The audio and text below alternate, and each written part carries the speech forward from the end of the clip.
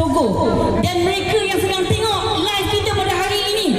Alhamdulillah, syukur hari ini saya nak ucap terima kasih kepada Tok Yim, Presiden Putra, yang telah menganjurkan sesi kita, himpunan kita pada hari ini. Kerana apa tuan-tuan dan puan? Kerana satu isu yang amat besar yang sangat dekat di hati kami. Saya Bibi Sunita mewakili suara wanita, mewakili suara ibu, mewakili suara suri rumah, yang mana anak-anak sekarang ni yang berada di universiti, yang berada di sekolah, semuanya naik bas, pengangkutan, pakai diesel. Kita tengok dalam tempoh 4 minggu dari harga RM2.88 naik macam nak sekarang RM6.02. Apa kejadah rakyat kita nak makan? Gaji tak naik, tapi kos sara hidup yang naik. Apa berlaku baru-baru ini? Kita lihat, kita ini digelap pangang, kita ini digelap buta huruf. Siapa yang buta hati sebenarnya? Tahu tak apa buta hati? Buta hati adalah orang yang tidak ada empati, orang yang tidak prihatin, orang yang tidak peka tentang nasib rakyat. Ini yang berlaku. Kita bukan pangang.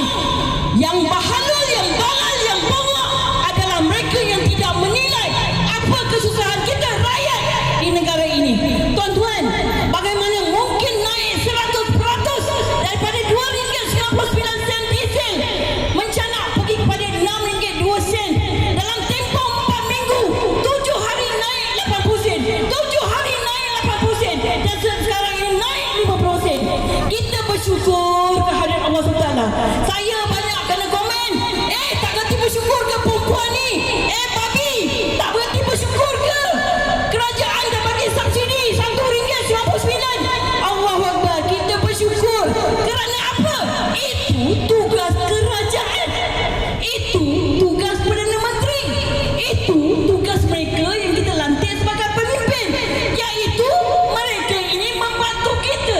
Rakyat-rakyat bersyukur sangat-sangat. Tetapi sebenarnya kerajaan mampu dan boleh membuat lebih baik untuk kita. Tuan-tuan nak tunggu diesel sampai RM110 ke? Lagi 7 hari sampai 8 bulan April ni akan diumumkan daripada RM6.02. Kalau dinaikkan lagi 80 sen, tidak mustahil boleh jadi RM8 1 liter ataupun RM10 1 liter. Tuan-tuan, saya nak bagi tahu lah, kita ni semua pemimpin. Saya bukan ahli parti-parti politik. Jangan fikir kami yang ada kat sini datang atas jemputan ataupun pro pada mana-mana politik.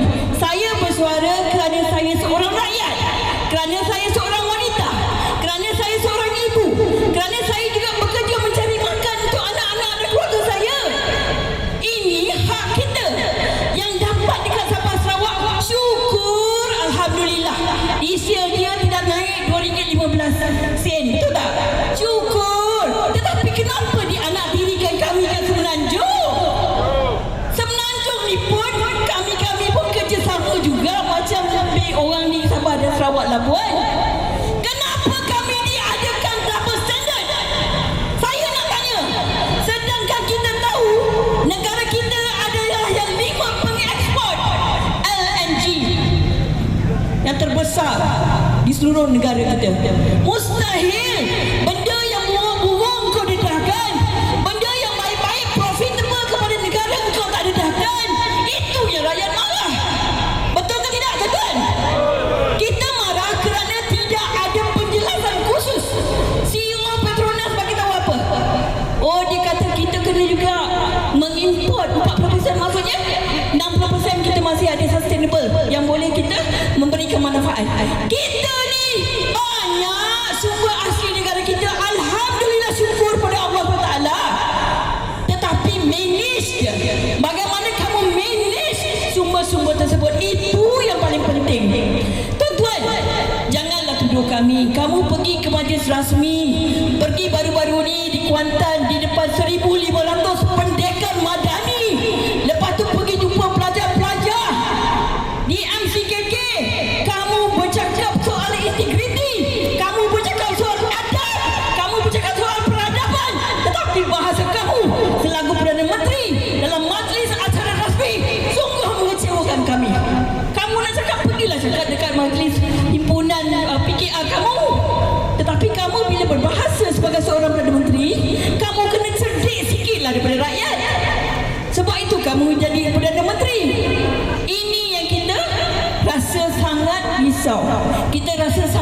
bimbang. Hari ini kita berkumpul, tak kiralah berapa ramai kita, tetapi kita mempunyai suara dan hak kita untuk melahirkan rasa bimbang kita, rasa khawatir kita. Dan hari ini kalau tuan-tuan nak tahu, kalau tak terasa, mereka-mereka yang dengar yang tak datang hari ini tak terasa, kami okey lah, harga semua okey lah, harga barang tak terjejas lah, semua okey. Saya nak beritahu, saya nak bukakan ni. Ini bukan saya punya data. Indeks inflasi Malaysia Februari 2026 meningkat perlahan 1.4%. Tak mustahil ini figure Februari 2026, tidak mustahil untuk April ini dia bukan meningkat perlahan tapi meningkat laju, naik bukan 1.4%. Kerana apa? Kerana diesel ini dia mempunyai rantaian-rantaian yang akan melibatkan logistik. Baru-baru ini daripada Persatuan mana tu Pelancongan dia bagi tahu apa? Ramai yang komplain sebab margin kecil tetapi mereka dah ada kos pasal diorang pakai diesel kan. Jadi ini merupakan satu perkara yang sangat merisaukan kita sebagai seorang si rumah. Ini harga barang asas akan meningkat, tuan-tuan dan puan sekalian. Kamu jangan fikir kamu boleh duduk diam. Selagi mana kita tidak bersuara, selagi mana kita tak desak kerajaan pada hari ini, maka akan naik dan naik dan naik. Mereka bukan tak ada pakar-pakar. Ni baru ni dia dah lantik MPN Tan Sri Hassan Malikan. Bagus. Tapi tolong bawakan bersama pemimpin-pemimpin yang ada daripada kerajaan dan pembangkang dan wakil-wakil NGO untuk duduk bersama, untuk kita lahirkan kebimbangan kita dan untuk kita nyatakan solusi-solusi yang boleh kita utarakan kepada kerajaan pada hari ini. Saya ucapkan terima kasih kepada semua.